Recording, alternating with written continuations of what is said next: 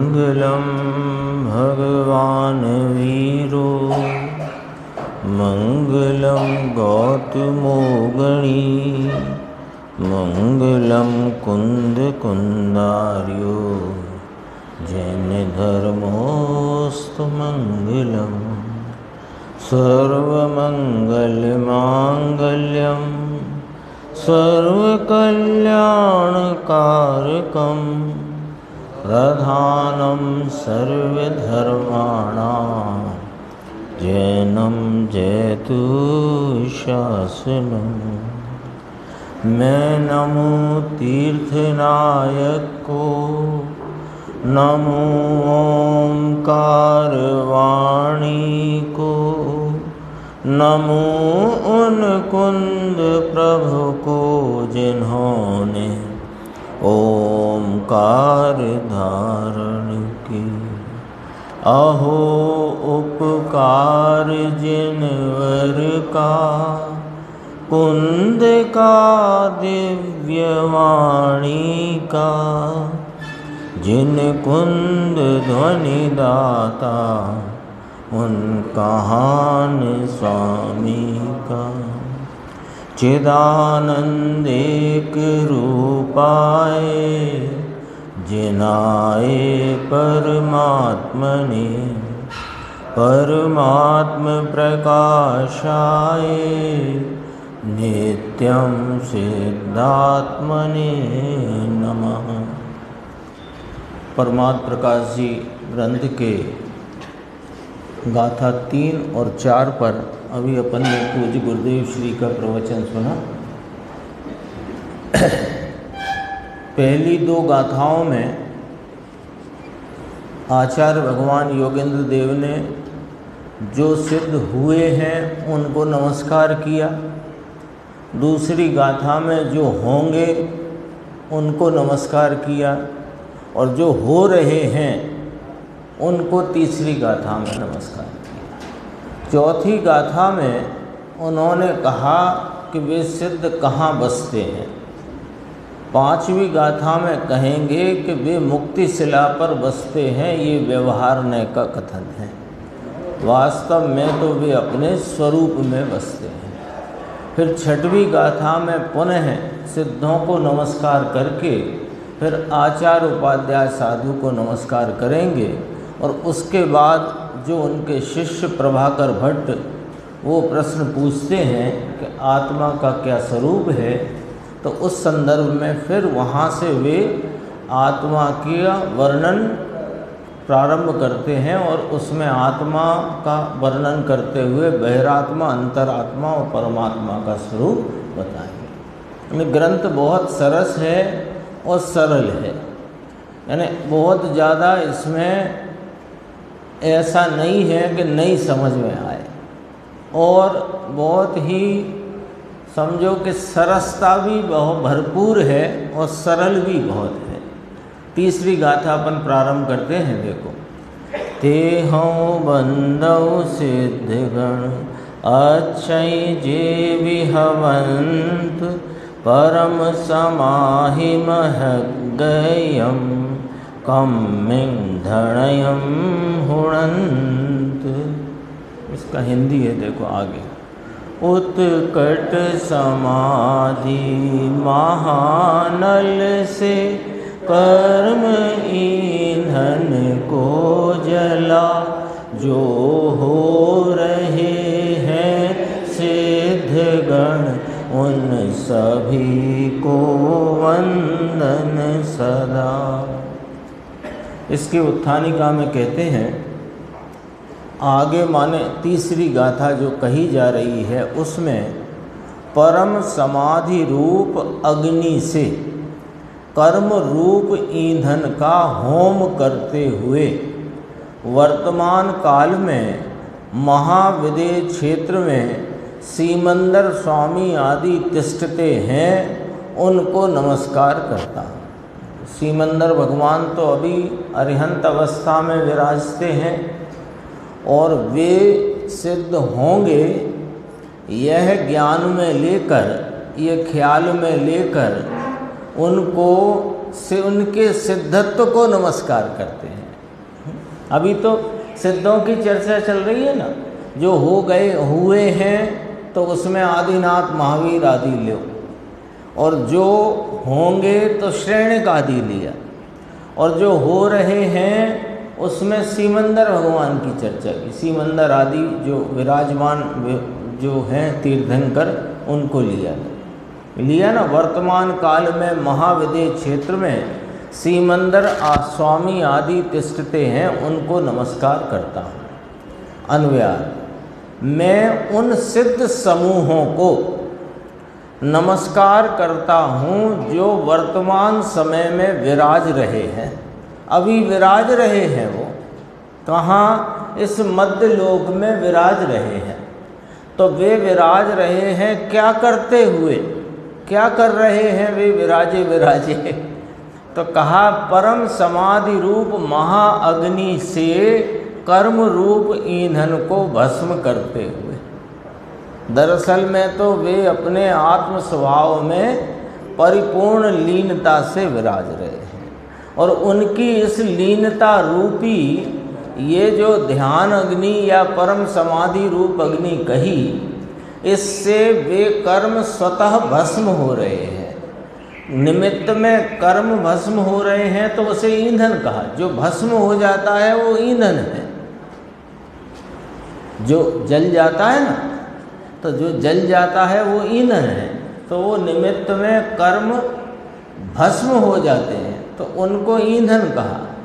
और वास्तव में जो अभी असिद्धत्व रूप भाव है वो नष्ट हो जाता है, और निमित्त में वो कर्म का ईंधन जल जाता है, ऐसा कथन यहाँ किया गया। देखो भावार्थ, उन सिद्धों को मैं वीतराग निर्विकल्प स्वयं संवेदन ज्ञान रूप परमार्थ सिद्ध भक्ति से नमस्कार करता हूँ। लो, स्वयं योगेंद्र देव फरमाते हैं, उन सिद्धों को जो वर्तमान में महाविदेह क्षेत्र में अपने ध्यान में लीन रूपता से विराज रहे हैं, और उनको अभी मैं सिद्ध ही देख रहा हूँ। तो उन सिद्धों को मैं, है ना, सिद्ध भक्ति से उनको मैं अरिहंत नहीं देख रहा,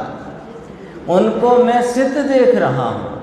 तो उनको मैं ख्याल में उनका सिद्धत्व लेकर के और सिद्धों के प्रति भक्ति के भाव से क्या कर रहा हूँ कि वीत राग निर्विकल्प स्वयं संवेदन ज्ञान रूप, ये इस प्रकार मैं उनको नमस्कार कर रहा हूँ। अपने वीत राग निर्विकल्प स्वयं संवेदन ज्ञान भाव से मैं उनको नमस्कार करता हूँ। कैसे हैं वे जिनको मैं अभी सिद्ध भक्ति से नमस्कार कर रहा हूँ? कैसे हैं वे कि अब माने अभी वर्तमान समय में पंच महाविदेह क्षेत्रों में श्री सीमंदर स्वामी आदि विराजमान हैं। क्या करते हुए कि वीतराग परम सामायिक चारित्र की भावना से संयुक्त जो निर्दोष परमात्मा का यथार्थ श्रद्धान ज्ञान आचरण रूप अभेद रत्नत्रय, उनको अभेद रत्नत्रय प्रगटा है ना। ऐसा तो नहीं कि चौथे गुण स्थान में प्रगटा था तो अब चला गया, कि नहीं, उसकी पूर्णता हुई है।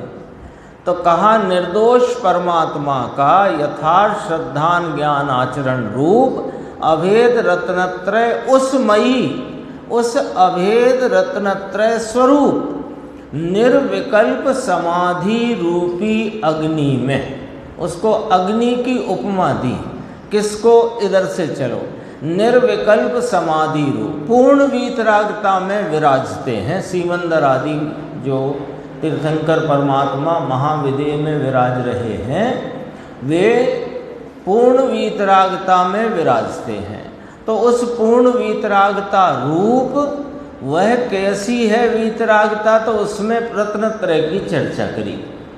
कि निर्दोष परमात्मा के यथार्थ श्रद्धान ज्ञान आचरण रूप अभेद रत्नत्रय उस मयी निर्विकल्प समाधि रूप अग्नि में क्या करते हैं कि कर्म रूप ईंधन को होम करते हुए तिष्ठ रहे हैं। ये निमित्त से कथन है। इस कथन में शुद्धात्म द्रव्य की प्राप्ति का उपाय भूत निर्विकल्प समाधि उपादेय नाम आदरणीय योग्य है, यह भावार्थ हुआ। प्रथम दो गाथाओं में भावार्थ कहा कि एक शुद्धात्मा ही आदरणीय योग्य है, उपादेय है, और तीसरी गाथा में गुरुदेव भी चर्चा करेंगे, अपन देखेंगे उसको, शुद्धात्म द्रव्य की प्राप्ति का उपायभूत निर्विकल्प समाधि। जो निर्विकल्प समाधि है वह उपादेय है, प्रकट करने योग्य उपादेय है, ये अपेक्षा आदरणीय योग्य कहा। आश्रय की अपेक्षा नहीं, प्रकट करने योग्य उपादेय है, इसलिए उसे आदरणीय योग्य कहा। ये भावार्थ हुआ। देखो गुरुदेव का अपन थोड़ा देखते हैं, पेज नंबर है 70।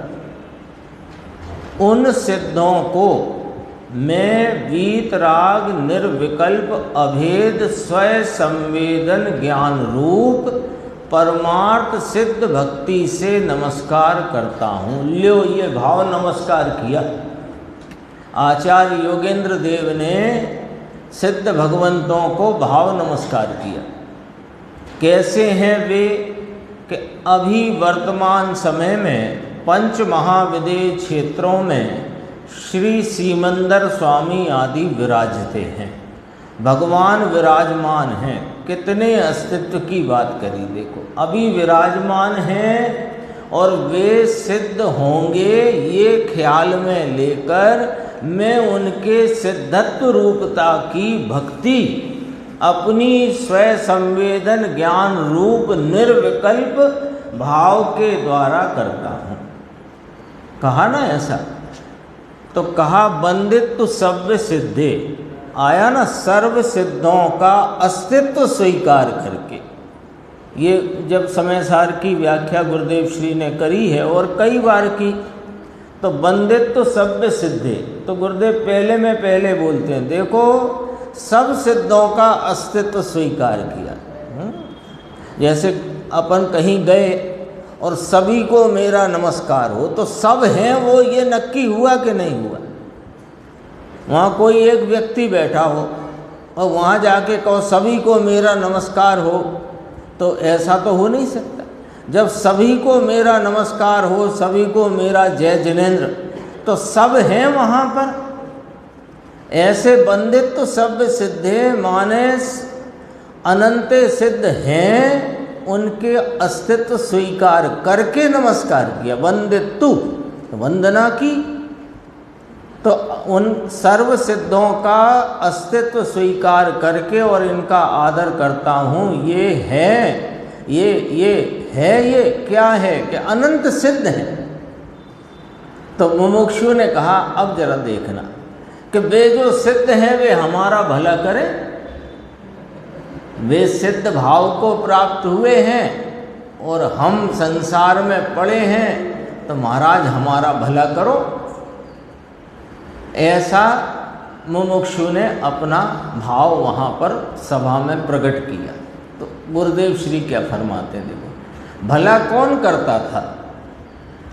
कोई किसी का भला कर सकता नहीं, सब अपना बुरा करते हैं आप और भला करते हैं आप स्वयं।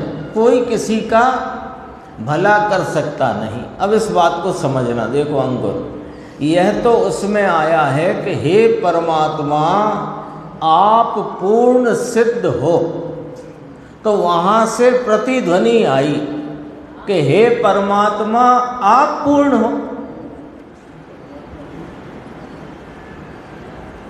ये कोई अद्भुत शैली से बात को यहाँ पर रखा है, वो देखो, हे परमात्मा आप पूर्ण सिद्ध हो, तो परमात्मा ने कहा नहीं आप परिपूर्ण हो। प्रतिध्वनि आती है, हे परमात्मा तू पूर्ण है। प्रतिछंद आता है ना, प्रतिछंद के स्थान पर पहली गाथा जो बंदित्व सव्य सिद्धे, उसमें ऐसा लिया है प्रतिछंद के स्थान पर है कि जैसा ये शब्द उठाता है, हे नाथ प्रभु आप पूर्ण हो, तो प्रतिध्वनि सामने से ध्वनि आती है कि हे नाथ तुम पूर्ण हो। प्रतिध्वनि नहीं कहते, अब प्रतिध्वनि क्या, जैसे अपन कहते हैं ना, वो क्या बोलते हैं उसको, इको, गूंज के आती है ना आवाज़। देखो राणपुर में है, गांव में कुछ हो तो सामने गढ़ है 500 वर्ष प्राचीन, ऐसे पुरानी जगह जंगल में किले हैं, ऐसी कुछ पहाड़ियां हैं, तो उनका ऐसा कोई बन गया है प्राकृतिक रूप से कि वहाँ जो आवाज़ लगाओ वो लौट के आती है। ऐसे ही सिद्ध भगवंत के प्रति हम कहें कि हे प्रभु आप पूर्ण हो, तो सिद्ध भगवान कहते हैं आप पूर्ण हो, है ना। प्रभु आप परमात्मा हो कि नहीं तुम परमात्मा हो, अब अपन तो बोलने के लिए बोला नहीं तो आप परमात्मा हो कि नहीं आप परमात्मा हो। ऐसे 500 वर्ष प्राचीन, 500 वर्ष का पत्थर का प्राचीन विशाल गढ़ है, यहाँ से बंदूक बजी हो तो वहाँ से आती हो ऐसा लगे। बंदूक वो किले की तरफ चलाई इधर से, और आवाज़ ऐसे लगे कि किले में से किसी ने बंदूक चलाई। इसका वो तो प्रतिध्वनि समझाते हैं अपने क्या होती है। धड़ाका वहाँ जाकर वापस आए, इस प्रकार पड़गा प्रतिघात, आवाज़ का प्रतिनाम वापस मुड़ना। पूर्णानंद के नाथ प्रभु आप हो तो उसकी प्रतिध्वनि आवाज़ वापस ऐसी आती है कि पूर्णानंद के नाथ आप हो। हम सिद्ध भगवंतों से कहते हैं हे प्रभु आप भगवान हो, परिपूर्ण हो, तो वे कहते हैं कि हे प्रभु आप भगवान हो और परिपूर्ण हो। ऐसी बात है भाई, अध्यात्म की बातें हैं ये। अध्यात्म की बातें कल अपन देखते थे ना परमार्थ वचन का, तो उसमें आया अध्यात्म क्या, जिसमें आत्मा का अधिकार हो, जिसमें कर्म का अधिकार उसको आगम कहा, और जिसमें आत्मा का अधिकार उसे अध्यात्म कहा। देखो थोड़ा और इसमें जो बात आई थी वो देखते हैं, पेज अगला आ गया 71। इस कथन में भावार्थ इसका आया था ना, इस कथन में शुद्धात्म द्रव्य की प्राप्ति का उपाय भूत, इस कथन से शुद्धात्म द्रव्य वस्तु की प्राप्ति का उपाय भूत निर्विकल्प समाधि उपादेय यानी आदरने के योग्य है। ले उसमें आत्मा कहा था दूसरी गाथा में, भावार्थ में कहा था शुद्धात्मा उपादेय है, इसमें कहा निर्विकल्प समाधि। तो उसका अर्थ क्या, वीतरागी समाधि प्रकट करने योग्य है, ये अपेक्षाएं आदरने योग्य है ना। वो पर्याय का आश्रय कराने की योग्यता या उसके लिए का कहा यो नहीं, प्रकट करने योग्य है। तो ऐसी जो पवित्र परिणति है वो प्रकट करने योग्य, जो पवित्र परिणति, तो पवित्रता होने से वह आदरने योग्य है। लेकिन जो अपना त्रिकाली पवित्र भगवान है वह आश्रय के योग्य है, व्यवहार विकल्प है, वह आदरने योग्य है, ऐसा इसमें नहीं कहा। आदरने योग्य नहीं है राग, वह तो विकार यानी दुख है। यह भावार्थ हुआ, ये तीसरी गाथा हुई। अब चौथी गाथा देखो। ते पुण्य बंधु सिद्धगण जेणे बाणी बसंत, राणिम तिहुयणि गरुआवी, भव सायर न पड़ंती।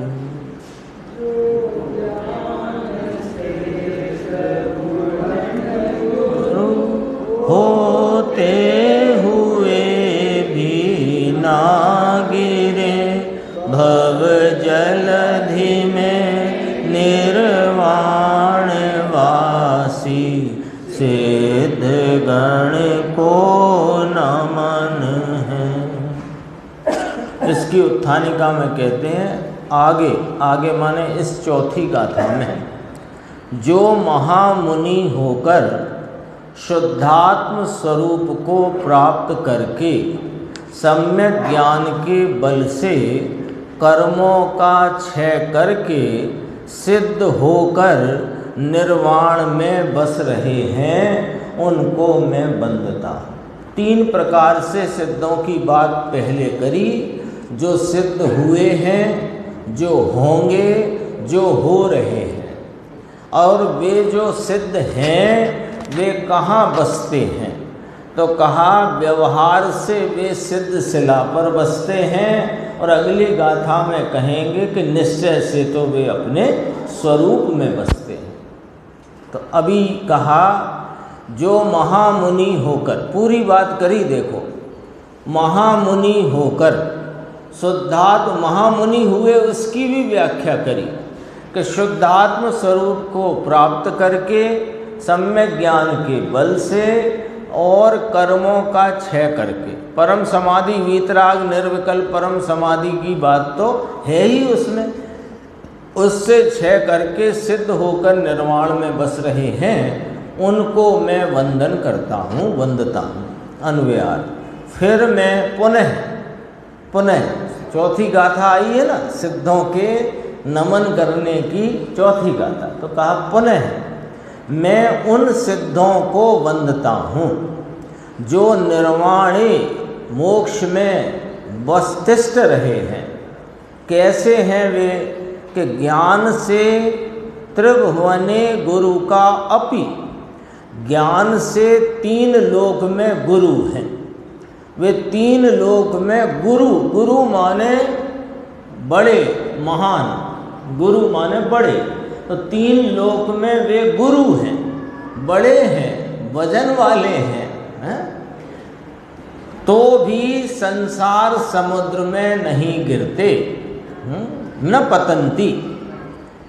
वे 3 लोक में सबसे भारी हैं, भारी मतलब गुरु हैं, लेकिन वे 3 ये संसार समुद्र में गिरते नहीं हैं। भावार्थ देखो इसका, जो भारी होता है वह गुरुतर होता है, और वह जल में डूब जाता है।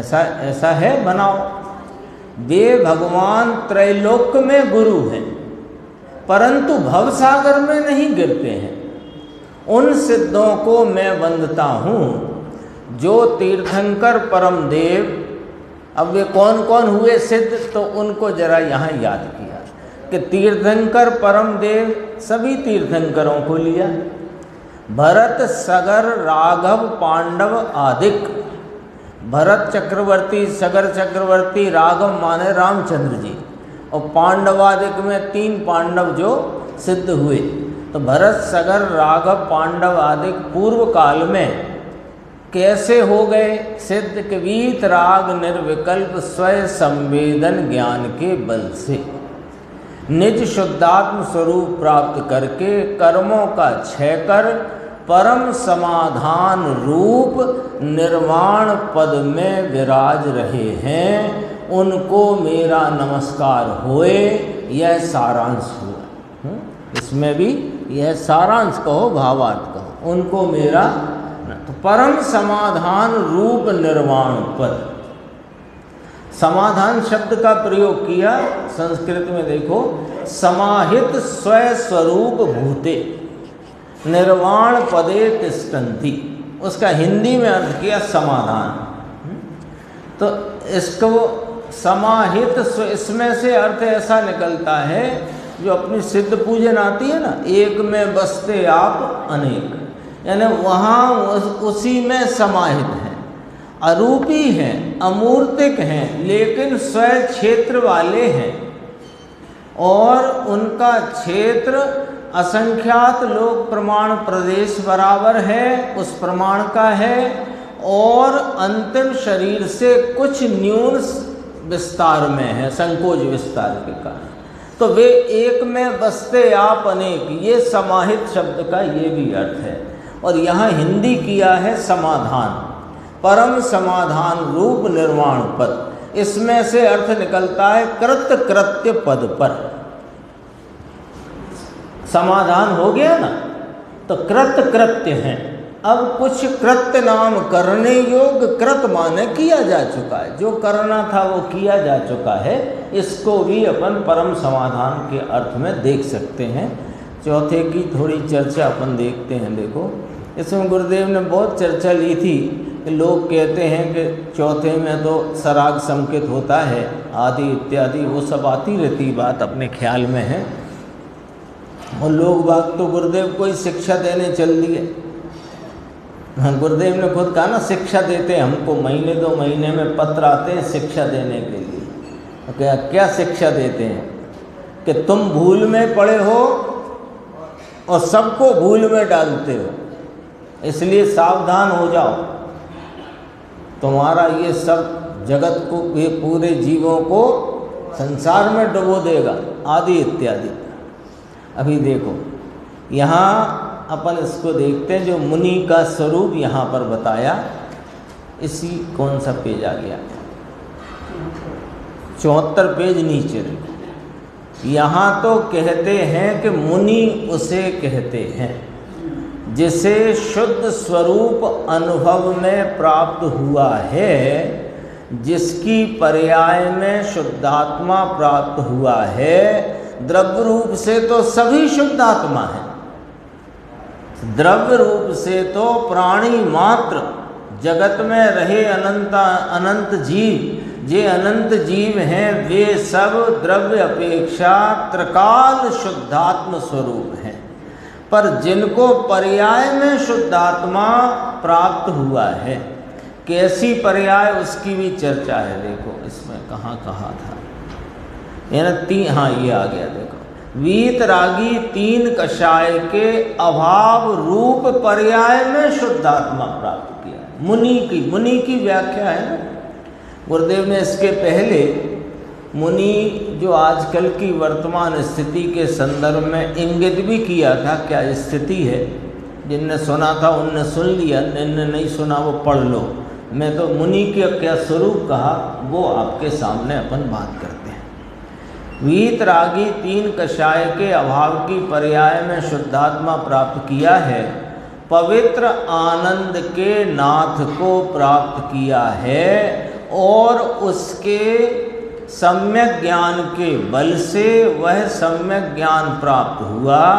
उसके बल से, थोड़ी शैली देखना यहाँ, सम्यक दर्शन, सम्यक ज्ञान, सम्यक चारित्र, ऐसा है ना। तो प्रतीति के साथ प्राप्त हुआ जो सम्यक ज्ञान, और फिर स्वरूप स्थिरता बढ़ने से जो चारित्र भाव प्रकटता है, उसको कहा वीतराग निर्विकल्प परम समाधि, ऐसे कहते हैं ना।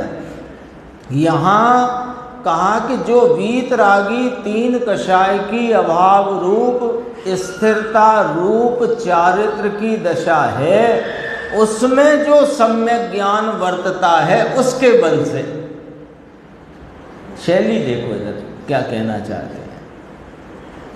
तो सम्यक ज्ञान के बाद चारित्र स्थिरता बढ़ी ना साहब, लेकिन चारित्र स्थिरता बढ़ी सम्यक ज्ञान के बाद हम यहाँ इसी बात को इस प्रकार यहाँ कहना चाहते हैं टीकाकार मुनिराज और गुरुदेव श्री, कि वो जो चारित्र की स्थिरता बढ़कर के उसमें जो सम्यक ज्ञान वर्तता है उसके बल से। तो इसका क्या अर्थ है, इसका क्या विशेष भाव है कि सम्यक ज्ञान में शुद्धात्मा प्राप्त हुआ है, तो उस शुद्धात्मा के बल से। देखो दोबारा से, जिसकी पर्याय में शुद्धात्मा प्राप्त हुआ है, द्रव्य तो सभी शुद्धात्म स्वरूप है, ये पॉइंट हो गया। तो मुनि की बात चलती है ना, तो मुनिराज किसे कहना कि जिनको वीतरागी परिणति की या स्थिरता की मोटी बड़ी परिणति में 3 कषाय की अभाव रूपता वर्तती है, और उस 3 कषाय की अभाव रूप बड़ी वीतरागता में, उस वीतराग स्थिरता में जो शुद्धात्मा वर्त रहा है। प्राप्त किया, प्राप्त तो पहले ही हो गया था। एक कषाय चौकड़ी का अभाव हुआ जब अनंतानुबंधी का, तभी हो गया था। लेकिन यहाँ तो 3 कषाय की अभाव रूप वीतरागी स्थिरता को लिया, मुनि की बात है। तो उसमें क्या वर्त रहा है? उस स्थिरता में तो वह शुद्धात्मा। तो उस शुद्धात्मा के जो भाव है उसको यहाँ सम्यक ज्ञान कहा, क्योंकि वो सम्यक ज्ञान में शुद्धात्मा प्राप्त हुआ ना, वही शुद्धात्मा के प्रति की स्थिरता बढ़कर के वो शुद्धात्मा के बल से, तो उसको सम्यक ज्ञान के बल से कहा। नहीं तो सामान्य व्याख्या में कहेंगे कि चारित्र के बल से, अथवा वीतराग निर्विकल्प रूप परम समाधि के बल से। लेकिन उस वीतराग निर्विकल्प परम समाधि रूप चारित्र की मोटी स्थिरता रूप 3 कषाय की अभाव रूप वीतरागता रूप जो परिणति है, उस परिणति में ध्येयभूत कौन है? वो शुद्धात्मा है। तो शुद्धात्मा कहाँ प्राप्त हुआ था? कि सम्यक ज्ञान में। तो सम्यक ज्ञान के बल से। शैली में क्या बात कही देखो, ये सम्यक ज्ञान प्राप्त हुआ, उसके बल से कर्मों का क्षय करके सिद्ध हुए निर्वाण नाम सिद्ध शिला में बस रहे हैं। ऐसे महामुनि भी निर्वाण में अभी बसते हैं। उनको महामुनि भी कहा, क्योंकि वे ही केवल ज्ञान लेकर और सिद्धत्व को प्राप्त हुए हैं। उनको मैं बंदता हूँ। क्या सिद्ध की भक्ति का प्रेम उछला है। 6 गाथा तक सिद्धों की भक्ति, 7वीं के बाद आचार्य उपाध्याय साधु लेंगे, फिर 8वें में प्रभाकर भट्ट प्रश्न करेंगे। देखो भावार्थ थोड़ा सा देख लेते हैं। जो भारी होता है वह गुरुतर होता है, लोहा वजनदार होता है, जल में डूब जाता है। भारी चीज़ जल में डूब जाती है तो वे भगवान त्रिलोक में गुरु हैं। 3 लोक में उनके जैसा कोई बड़ा गुरु नहीं। गुरु नाम बड़े, सिद्ध समान बड़ी कोई चीज़ नहीं, परंतु भवसागर में नहीं पड़ते हैं। 3 लोक में बड़े हैं, महंत हैं, महात्मा महाआत्मा हो गए हैं वे तो भी भवसागर में नहीं पड़ते। कैसी शैली ली है देखा, उसमें लिया है ना कहीं ऐसा कि सिद्ध की संख्या थोड़ी है तो भी सिद्ध की संख्या संसारी को खींचती है। सिद्ध होने के लिए सब संसारियों को आह्वान करते हैं कि जैसा आत्मा का त्रैकालिक स्वरूप है वैसा मैंने अपनी पर्याय में सिद्ध कर लिया है और मैं उस सिद्ध स्वरूप में विराजता हूँ। आओ आओ तुम भी सिद्ध हो, आह्वान करते हैं। सिद्ध थोड़े होने पर भी ऊंचे और बड़े हैं। थोड़े हैं सिद्ध, थोड़े कितने हैं? अंकुर भाई अनंत हैं। हाँ, संख्या से अनंत हैं, लेकिन संसारी जीवों की अपेक्षा बहुत थोड़े हैं। तो थोड़े कहेंगे, पर थोड़े का मतलब 10, 50, 100, 200 नहीं, अनंत हैं। अनंत हैं पर थोड़े हैं, क्योंकि उनसे अनंत गुनी जीव राशि संसार में है। और ऐसा कब तक रहेगा? कि अनंत काल तक रहेगा, ऐसा ही रहेगा। हाँ, अक्षय अनंत जीव राशि है। इसका अनंतता संसार जो पहले तो पूरी जीव राशि लो, संसारी भी उमुक्त भी, उसमें समूचे में अक्षय अनंत जीव राशि।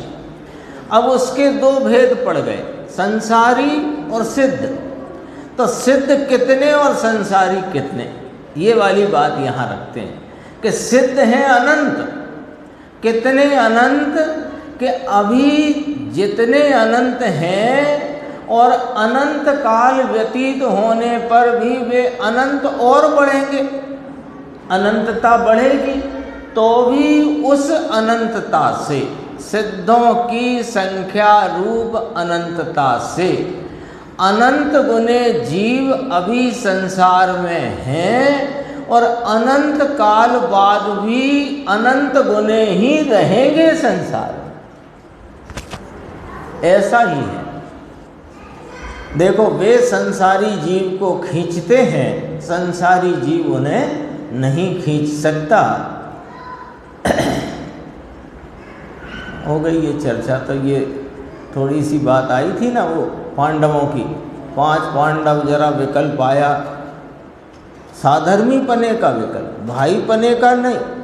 क्योंकि भाई पना तो तभी छूट गया जब दीक्षा ली, जब मुनि हुए। तब जब मुनि हो जाते हैं ना तो कोई भाई नहीं होता, बहन नहीं, माता नहीं, पिता नहीं, कुछ नहीं होता। मुनि मुनि होता है। रिश्तेदार तो दूर की बात है। क्योंकि जब ये मेरा बेटा था, अरे बेटा था तो बेटा तो अभी जिंदा है पर अरे दरअसल में कोई नहीं, बेटा न बेटी न पत्नी न वो पिता के माता, कुछ नहीं होता। तो 5 पांडव एक साथ अपनी वीतराग निर्विकल्प समाधि में लीन थे। तो वहाँ पर जो उपसर्ग की घटना घटी वो सबको पता है। उसमें 2 छोटे पांडव नकुल सहदेव, उनको इतना विकल्प आया, सहोदर का नहीं, ध्यान रखना, सहोदर का विकल्प नहीं आया, साधर्मी का विकल्प आया, मुनिराजों का विकल्प आया। और उस विकल्प में कितनी बड़ी दुर्घटना हो गई कि 33 सागर बढ़ गए। ठीक है, अब थोड़ा सा इसको विचार में लेते हैं, 1 मिनट लगेगा। 33 सागर ये बढ़ गए और एक मनुष्य भव तो होगा ही। अब वो मनुष्य भव कदाचित मान लो 1 कोटि पूर्व का हो गया और उसमें कदाचित 8 वर्ष में यदि वैराग्य होकर दीक्षा लेकर और 8 वर्ष अंतर मुहूर्त में केवल ज्ञान ले लिया तो है ही आनंद में। लेकिन कदाचित 99 लाख पूर्व तक नहीं ली दीक्षा, तो कितना बढ़ गया। तो यहाँ जो कह रहे हैं बस उसको देखना। ये शुभ भाव संसार में दाखिल करने की चीज है। शुभ भाव संसार छुड़ाने की चीज नहीं है। पांडव का उदाहरण अपने सामने आ गया है। ये मुनि शुभ भाव से संसार में दाखिल हुए। 5 पांडव, पांडवों में 5, उनमें 3 अपने उस उपसर्ग को का लक्ष्य छोड़कर स्वरूप गुप्त होकर सिद्धत्व को प्राप्त हुए और 2 को इतना सा विकल्प आया। क्या विकल्प आया? अरे रे रे रे ये क्या कर दिया? नहीं, जो साधर्मी मुनिराजों के प्रति उपसर्ग है, ऐसा जो विचार आया कि इनको आत्माराधना में खलल न हो जाए, तो उन्हें तो ना हुआ, इनको खलल हो गया।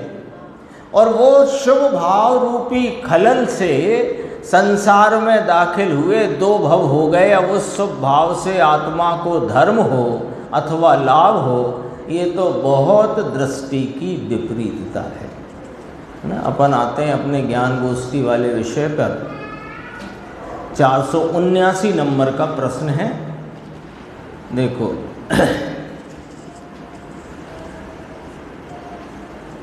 निश्चय और व्यवहार नय का परस्पर में विरोध है या कि मैत्री है?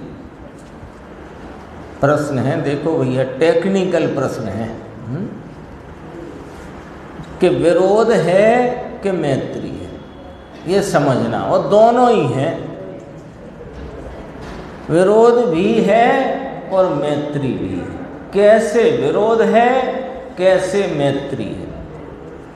उत्तर गुरुदेव श्री का, निश्चय नय और व्यवहार नय में है तो विरोध ही, कैसे विरोध है कि दोनों के विषय अलग, दोनों की दिशा अलग, दोनों का फल अलग, फल भी अलग, दिशा अलग और उनके विषय अलग। निश्चय नय का विषय अपना चैतन्य भगवान और व्यवहार का विषय भेद, राग, पर्याय आदि, परद्रव्य आदि, ये सब व्यवहार के विषय। दोनों के विषय में विरोध, स्वयाश्रित पराश्रित, स्वय विषय पर विषय, तो विषयों में विरोध और दिशा में विरोध। ये स्वरूप सन्मुखता वाला है, ये पर सन्मुखता वाला। जो पर सन्मुखता की तरफ का है, पराश्रितो व्यवहारा कहा ना, तो पराश्रित भाव है और निश्चय स्वाश्रित भाव है, ये दिशा भेद। और निश्चय का फल आनंद और मुक्ति है और व्यवहार का फल संसार है। तो फल का भेद, दिशा भेद, विषय भेद, तो विरोध कहलाया कि नहीं कहलाया? विरोध है, ठीक है। निश्चय नय और व्यवहार नय में है तो विरोध ही, किंतु दोनों साथ रहते हैं, इस अपेक्षा से मैत्री भी कही जाती है। दोनों साथ रहते हैं। कैसे साथ रहते हैं? कि अरे वे तो उत्पन्न ही साथ होते हैं।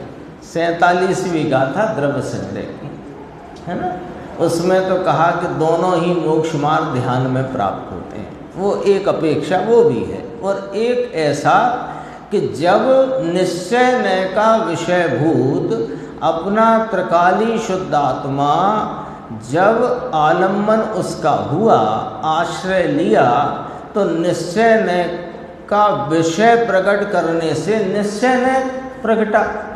और अभी शेष रह गया राग, जो जानने के लिए प्रयोजनवान है, वो व्यवहार नय का विषय है। तो कब तक रहेगा राग जानने के लिए? कि जब तक पूर्णता नहीं हो जाती तब तक वह जानने का विषय रूपता से रहेगा। तो निश्चय और व्यवहार दोनों साथ रहते हैं। वो इस अपेक्षा से मैत्री भी कही जाती है। फिर सब समझना कि विरोध यहाँ जो कहा, तो सम्यक दर्शन और मिथ्या दर्शन में विरोध है, वैसा विरोध नहीं है। मिथ्या दर्शन और सम्यक दर्शन में अंधकार और प्रकाश जैसा विरोध है ना, अंधकार और प्रकाश ऐसा विरोध है। अर्थात वे दोनों एक समय भी साथ साथ नहीं रह सकते, एक समय को भी। मिथ्यात्व और सम्यक्त दोनों एक समय को भी साथ नहीं रह सकते। जैसे अंधकार और प्रकाश दोनों एक समय को भी साथ नहीं रह सकते, वैसा विरोध इन दोनों नयों में नहीं है। ये दोनों साथ साथ रहते हैं। कब तक?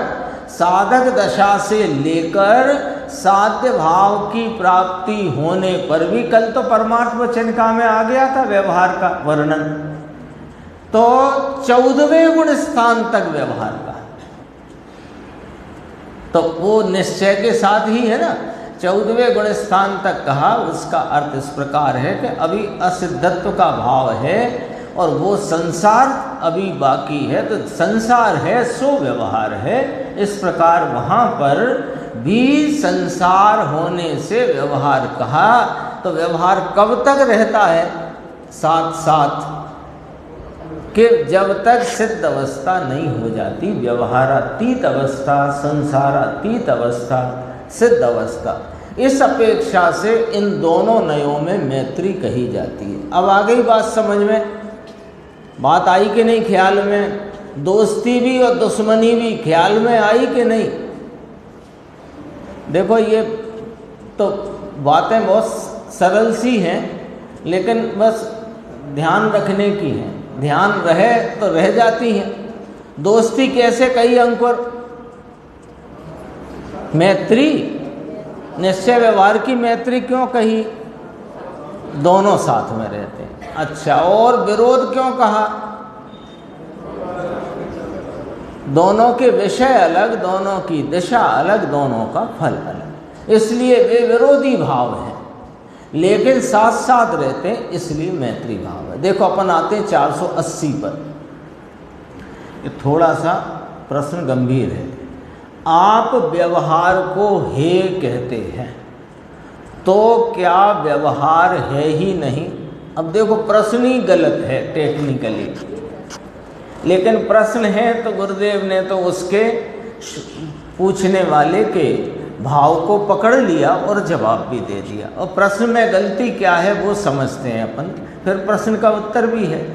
आप व्यवहार को हे कहते हैं, तो क्या व्यवहार है ही नहीं? यदि है ही नहीं तो हे क्यों कहेंगे? यदि है ही नहीं तो हे क्यों कहेंगे? बोलो साहब। जरा जाना आकाश में से फूल तोड़ लाओ, खरगोश के सींग निकाल के लाओ, ये वो वाली बात हो जाएगी ना। यदि फिर व्यवहार होए ही नहीं और हे कहा जाए तो ये तो फिर वो वाली बात हो जाएगी। गुजराती में क्या है?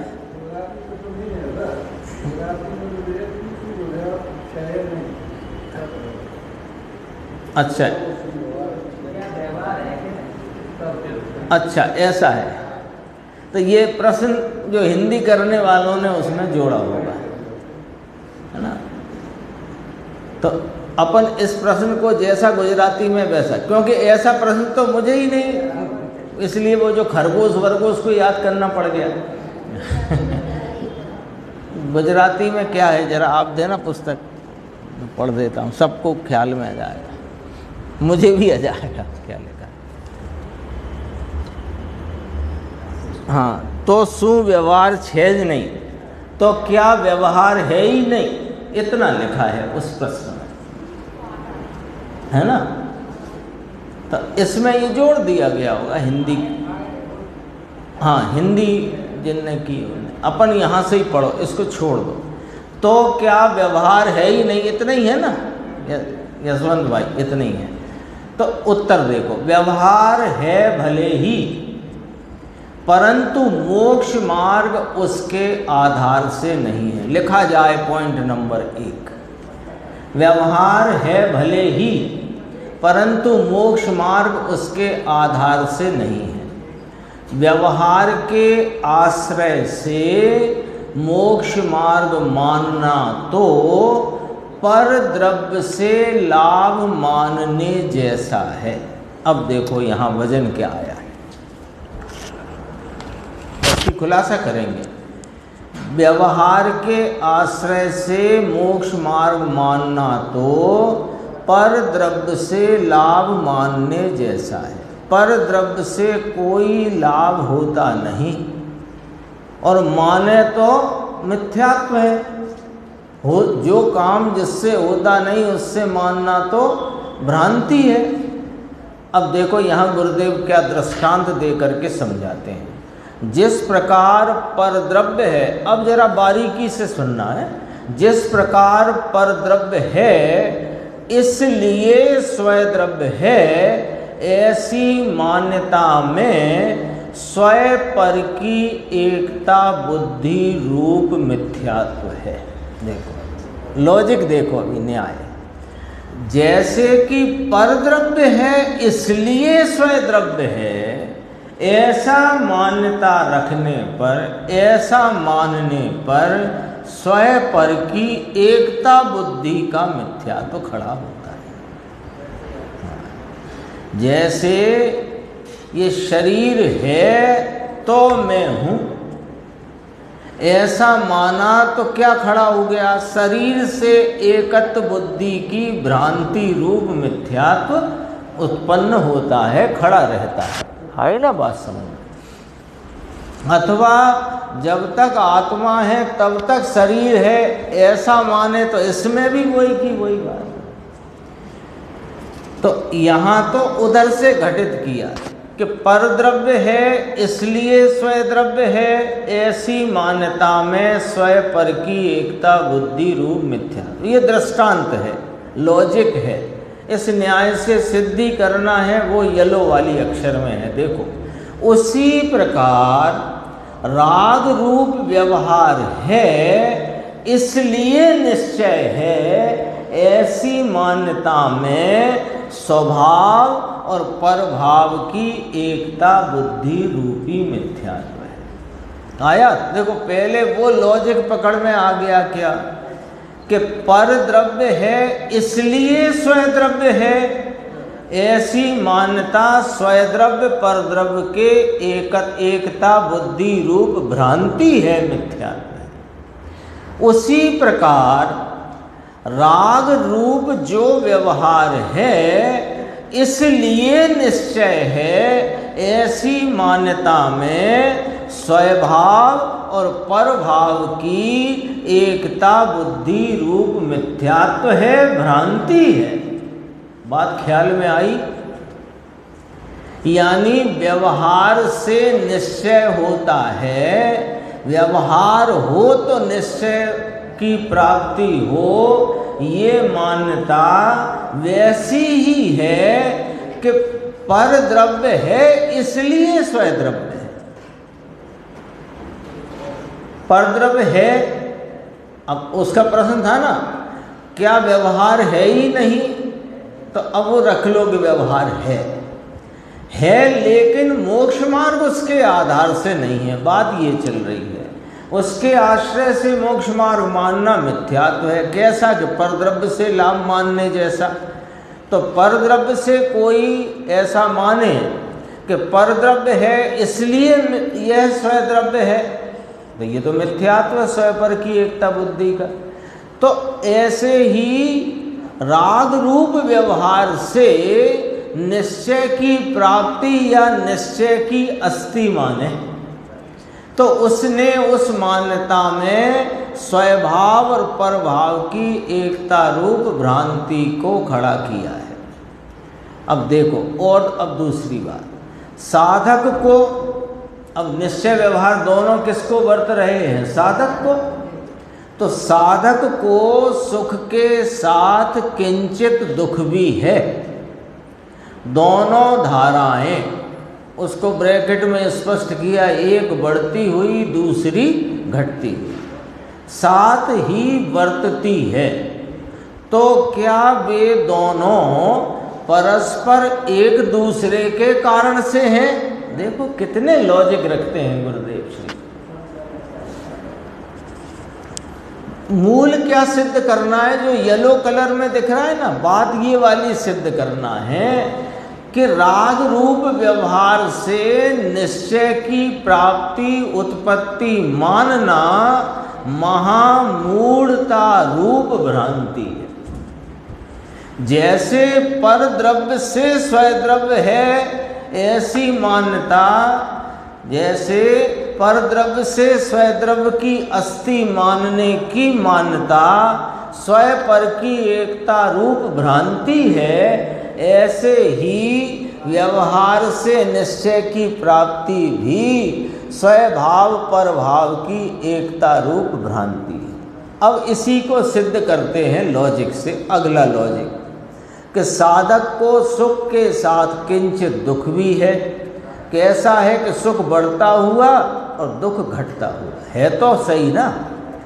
अब पूछते हैं कि क्या वे दोनों परस्पर एक दूसरे के कारण से हैं?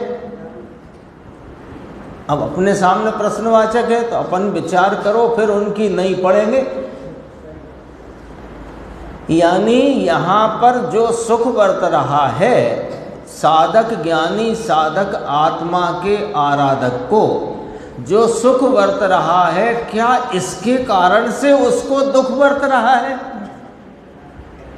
सोचो, विचार करो।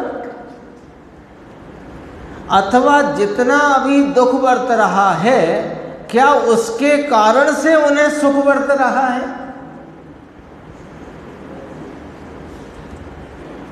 लॉजिक देखो कितना गंभीर।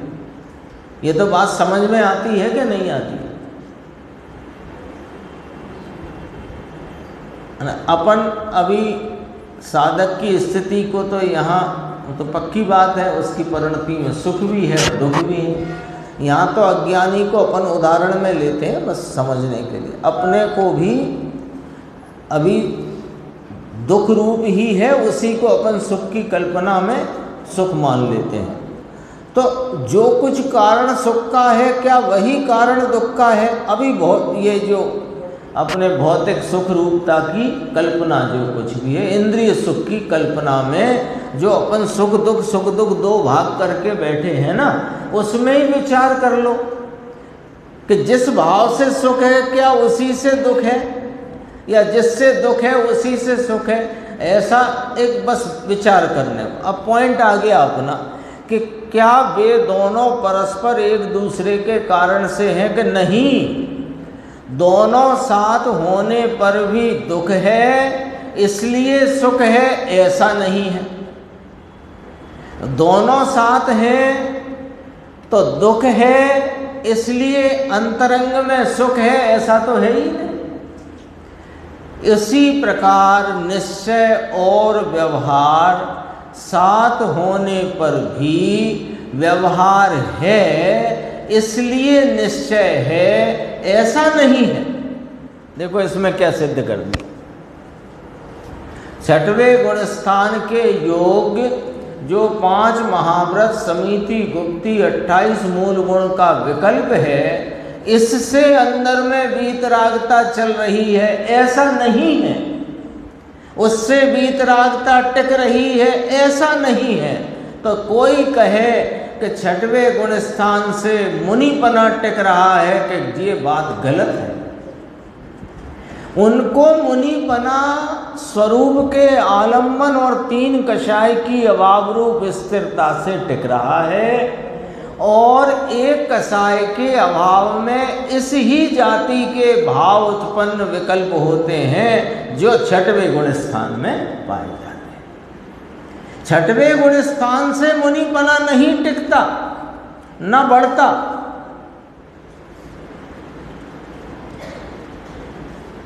वो मुनिपना तो स्वरूप के आलम्बन से टिक रहा है, बढ़ रहा है। निश्चय व्यवहार साथ होने पर भी व्यवहार है इसलिए निश्चय है, ऐसा नहीं।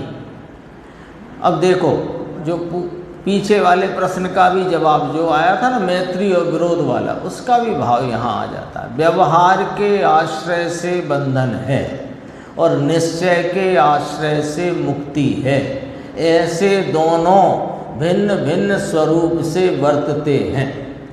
दोनों साधक को ही लो, साधक की परिणति में दोनों भाव भिन्न भिन्न अपने स्वरूप से वर्तते हैं। बोलो मुनिराज छठवें सातवें गुण स्थान में झूलने वाले और श्रेणी में आरोहण करते हुए मुनिराज के मुक्ति का मार्ग भी चल रहा है और बंध भाव भी चल रहा है। 10वें गुण स्थान तक बंद है तो वो आत्मा की आराधना से हो रहा है क्या? और मुक्ति का मार्ग चल रहा है कि नहीं चल रहा? नहीं चल रहा तो फिर वह केवल ज्ञान स्वरूप पूर्ण भाव की प्राप्ति कैसे होगी?